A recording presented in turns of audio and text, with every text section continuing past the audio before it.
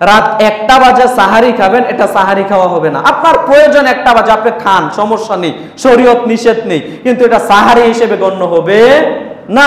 রাত 2টা বাজে খেয়েছেন, এটা সাহারি হিসেবে গণ্য হবে না, এটা স্বাভাবিক খাবার হিসেবে গণ্য হবে। আমি আমার খুতবায় ইতি টানার চেষ্টা করছি। সাহারি।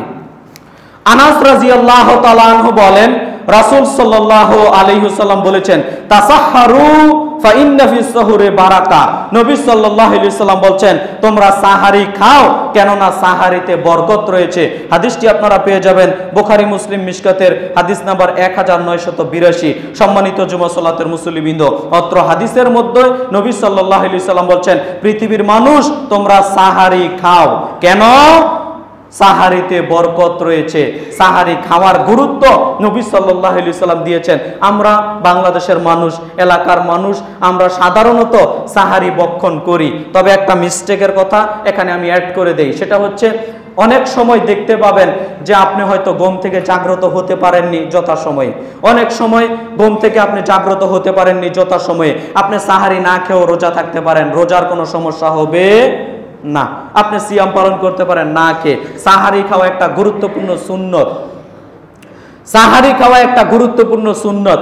আর যদি দেখেন এমন সময় আপনি ঘুম থেকে জাগ্রত হয়েছেন যে এখন সময় আছে 5 মিনিট অথবা 2-3 মিনিট, সময় নেই, অনেক মানুষ মনে করে আচ্ছা না খেয়েই সিয়াম থাকলাম, এটা অনেকে করে, এটা করবেন না। আপনি যদি 2 মিনিটও সময় পান, 1 মিনিটও সময় পান, প্রয়োজনে 2-3টা খেজুর খেয়ে 1 গ্লাস পানি খেয়ে নেন, 1 গ্লাস পানি খেয়ে নেন, এটাই আপনি হিসেবে সাহারি হিসেবে আপনি খেয়ে এরপরে সিয়াম পালন করেন। তাহলে কি হবে? এই যে 1 গ্লাস পানি ভক্ষণ করলেন, 2-1টা খেজুর ভক্ষণ করলেন, এর মধ্যেই আল্লাহ সুবহানাহু ওয়া তাআলা বরকত দিয়ে পরিপূর্ণ করে দিবেন। কেন? সাহারিতেই বরকত রয়েছে, একথা নবী সাল্লাল্লাহু আলাইহি ওয়াসাল্লাম হাদিসের মধ্যে বলছেন। অতএব সম্মানিত জুমা সালাতের মুসল্লিবৃন্দ, আপ্রাণ চেষ্টা করবেন সাহারি খাওয়ার সময়। আরেকটা ভুল কথা, ভুল চিন্তা ভাবনা, অনেক মানুষ দেখবেন যে রাত 1টা বাজে সাহারি খেয়ে নিয়েছে, রাত 2টা বাজে সাহারি খেয়ে ঘুমিয়ে পড়েছে, এটা সাহারি খাওয়া হবে না। আবার বলি, রাত 1টা বাজে সাহারি খাবেন, এটা সাহারি খাওয়া হবে না। আপনার প্রয়োজন 1টা বাজে, আপনি খান, সমস্যা নেই, শরীয়ত নিষেধ নেই, কিন্তু এটা সাহারি হিসেবে গণ্য হবে না। রাত 2টা বাজে খেয়েছেন, এটা সাহারি হিসেবে গণ্য হবে না, এটা স্বাভাবিক খাবার হিসেবে গণ্য হবে। সাহারি কখন খাবেন?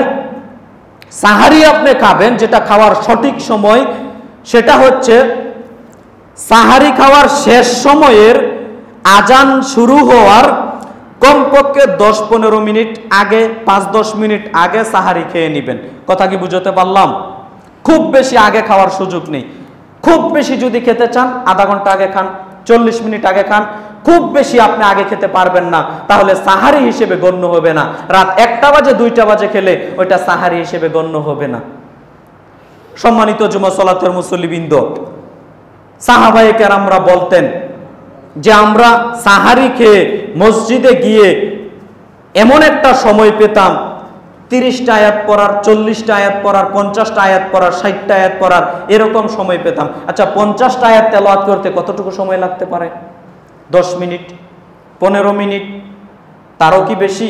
তো সাহাবায়ে কেরাম এমনটা বলতেন। সম্মানিত জুমা সালাতের মুসল্লিবৃন্দ, আপনাদের আমি যেটা মূলত বলতে চাচ্ছিলাম মনে রেখে দিয়েন, সাহারি অনেক আগে খেয়ে নিবেন এই হিসাব বাদ। আপনি মোটামুটি 1 ঘন্টার মধ্যে গুছিয়ে নেওয়ার চেষ্টা করবেন। মোটামুটি 10-15 মিনিট, 5-10 মিনিট আগে সাহারি খাওয়া অফ করে দিবেন। এটা হচ্ছে সুন্নাহ সম্মত একটা, তাহলে আপনার খাওয়া হবে, তাহলে আপনি বরকত জিনিসটা পাবেন।